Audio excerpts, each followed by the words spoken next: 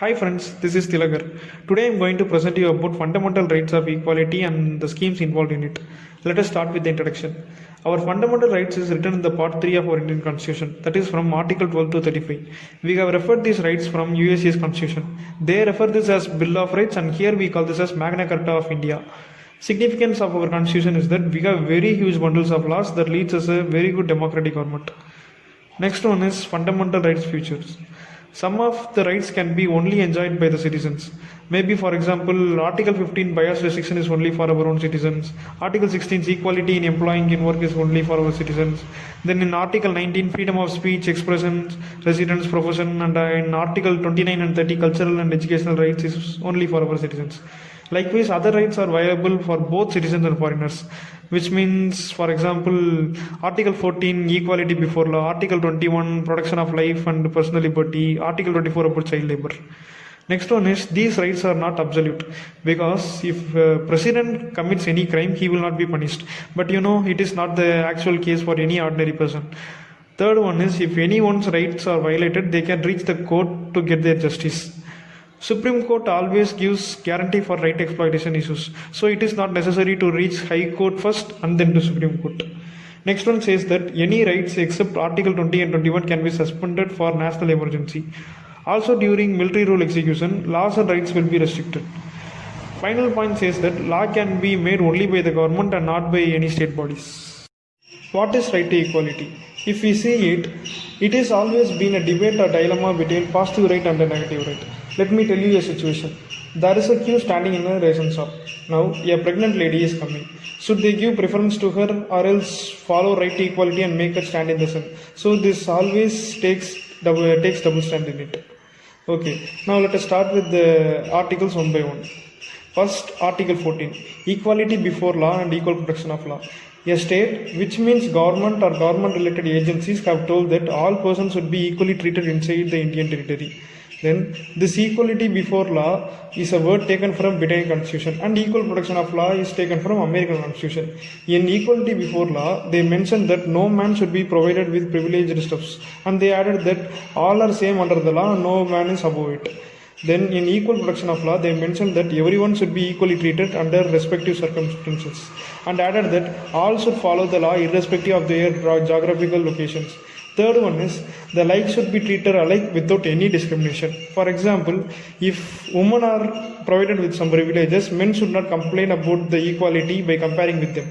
As I told you already, equality before law is derived from Britain under rule of law. Now let us take a visit on it. This rule of law is written by A.V. Dicey. He is British jurist.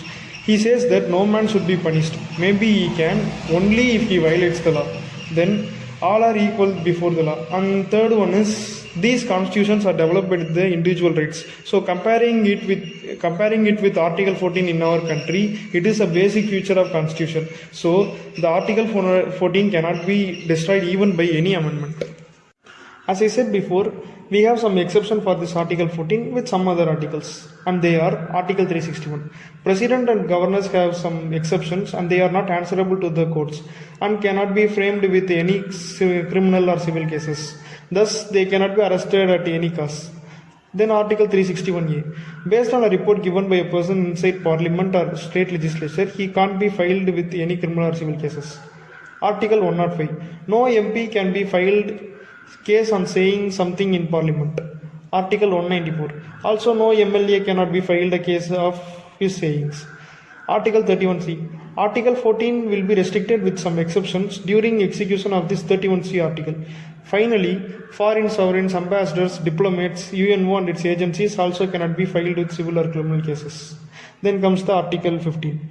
Prohibition of discrimination on certain grounds. It states that no government bodies are encouraged to discriminate our citizens, maybe on the basis of religion, race, caste, gender, place of birth. So we have to note two words. One is discrimination.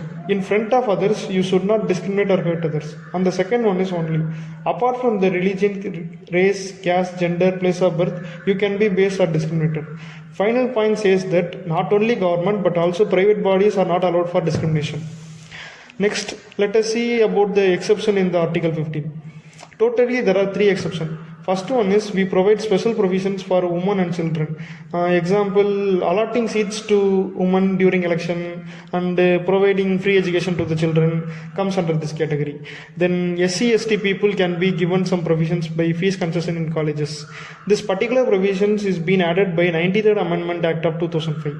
Because of the strong support from the central government, they passed the Central Educational Institution Act by 2006.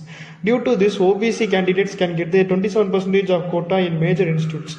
Then Supreme Court also accepted this with one demand to filter creamy layered OBCs. What is creamy layer and who are the people belong to this creamy layer? Let us see about it.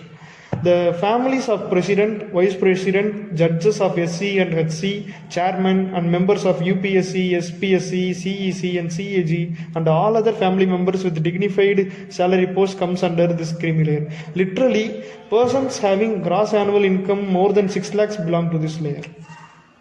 Next one is Article 16, Equality of Opportunity in Public Employment. It strictly says that employment under any state should be available to all citizens with equal preferences, irrespective of their religion, race, caste, gender, descent, place of birth. As like Article 15, we also have exceptions for Article 16. First one is Parliament says that we can have some eligible restrictions for some employment as per Public Employment Act 1957, but it expires by 1974 except in Andhra and Telangana. Second one is for backward people, government can provide some special reservation in their employment. And final one says that regional institutions can give preference for their own religious people as per their wish. Then comes Article 17, Abolition of Untouchabilities. Untouchability Act 1976 is for offence and Protection of Civil Right Act 1955 is for their protection.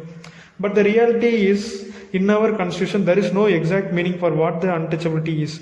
We can punish the person for the guilt of this Untouchability Act with either 6-month imprisonment or fine up to ₹500. Sometimes maybe both.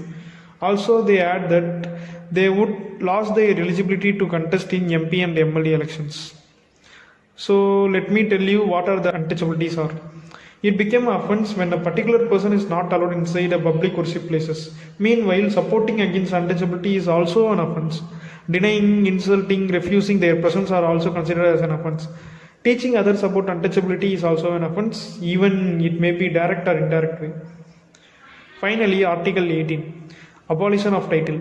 Here, they have discussed about 4 provisions, and they are: no government should discuss about giving the titles, except in military and in academic.